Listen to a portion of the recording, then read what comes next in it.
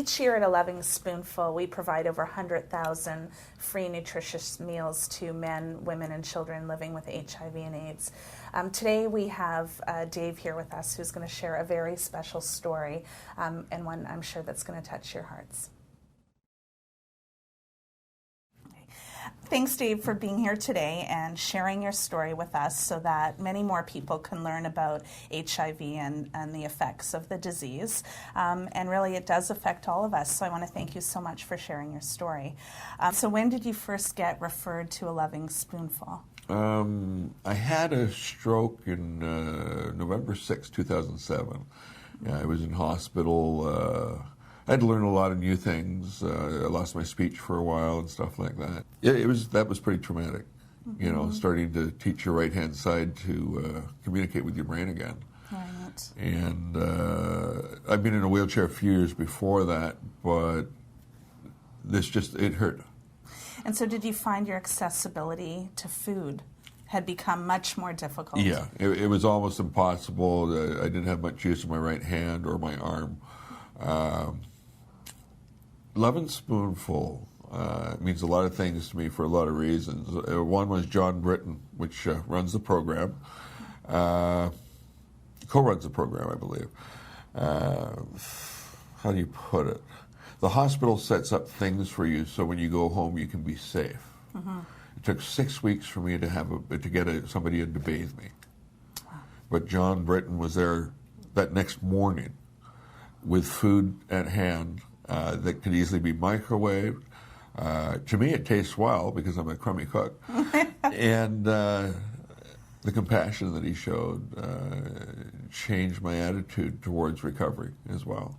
But the food was, I'd lost a lot of weight, and I started packing on pretty fast. And it's food I was interested in as well. So that helped you, I guess, tremendously. And it gives you a breather, you know. I don't have to go to Safeway this week because there's food in the fridge. And at times, there's also a lot of HIV patients can't go to the store. And these are the people that Loving Spoonful, I'm sure, like myself, have addressed. You imagine yourself 2 weeks without getting out of the house. My body had wasted away a lot in the hospital, and I'd been sick for so long I'd lost a lot of weight. And I was just too tired to make meals for a couple of months up to the stroke, so I was getting sicker and sicker. You folks fed me when most people wouldn't have. And well, you folks really saved my life. You know, HIV AIDS is a wasting disease. And you guys were there for me, and I thank you for that. So, Dave, what if a Loving Spoonful wasn't there? What would have happened then? I doubt if I'd be here.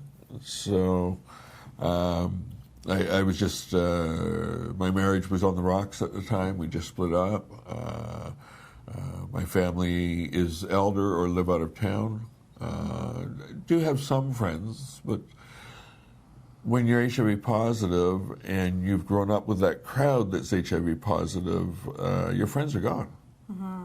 You know, I stopped going to funerals at 75, and it's over 200 people that I have known and have been friends, some of them, that have passed away. And you starve to death with AIDS as well. So it's a threatening disease and it just, I'm trying to think the word the doctors use, but basically you do starve to death. Quite often is the end run. So, Dave, where are you today? I no longer have the need for the food from Loving Spoonful. So I looked at it this way. If I was becoming self-sufficient, it was a chance to give up all the amazing food that the program was giving me and its volunteers giving me and let somebody else heal as well. And it's incredible. The food, you want to eat the food. Somebody goes way out of their way in this program. It's not like some of the meals that are cardboard and things. It's a well thought out meals. They're very good for you. Yes. So very healthy. I was on the service for over a year, and I really needed it, and it filled that gap, and it let me get well. AIDS and HIV is a wasting disease. And I've heard people say we need up to 3 or 4 more times the nutrition than an average person. And I found that way. I eat easily double what I used to eat. You know, I had friends come in and out after I was diagnosed and stuff, and a buddy system and stuff like that.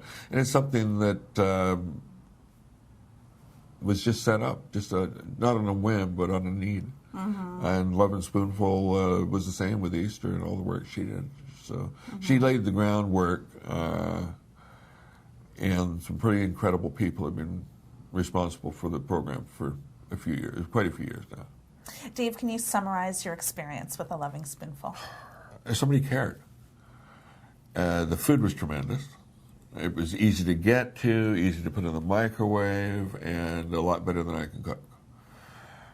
Within a couple of weeks, the volunteer started mentioning, or another volunteer started mentioning, I can actually choose different foods, and there's such a wide amount of different foods that was a real pleasure. Having your choice, it just makes you want to eat a lot more. You look forward to the next meal, and I'm convinced Loving Spoonful really saved my life.